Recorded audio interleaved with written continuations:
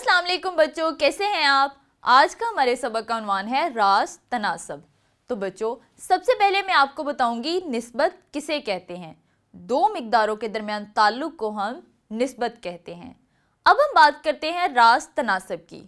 तो बच्चों, रास तनासब से मुराद दो मिकदारों के दरमियान ऐसा ताल्लुक है कि अगर एक की मिकदार बढ़े तो दूसरी की भी बढ़ती है, और अगर एक की मिकदार कम हो तो दूसरी की भी कम होती है। मिसाल के तौर पे ज़्यादा चीज़ें खरीदने के लिए ज़्यादा रकम दरकार होती है, कम चीज़ें खरीदने के लिए कम रकम दरकार होती है। मिसाल के तौर पे हमारे पास सवाल है 12 किताबों की कीमत है 156 रुपये, तो 28 किताबों की कीमत कितनी होगी।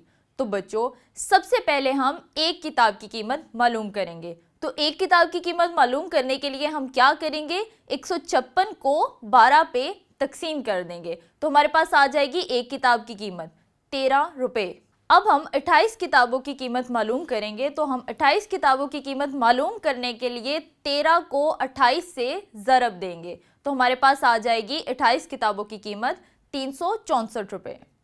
तो बच्चों, जैसा कि मैंने आपको पहले बताया कि रास तनासब में जब एक चीज़ की मिकदार बढ़े तो दूसरी की भी मिकदार बढ़ जाती है, और जब एक चीज़ की मिकदार कम हो तो दूसरी की भी कम हो जाती है। जैसे कि हमारे पास इस सवाल में 12 किताबें थीं और उनकी कीमत थी 156 रुपये, और फिर किताबें 28 हो गई तो उनकी कीमत हो गई 364 रुपये।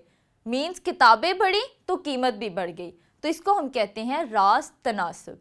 उम्मीद है आज का लेसन आपको बहुत अच्छे से समझ आ गया होगा। अपना ख्याल रखिएगा। अल्लाह हाफिज़।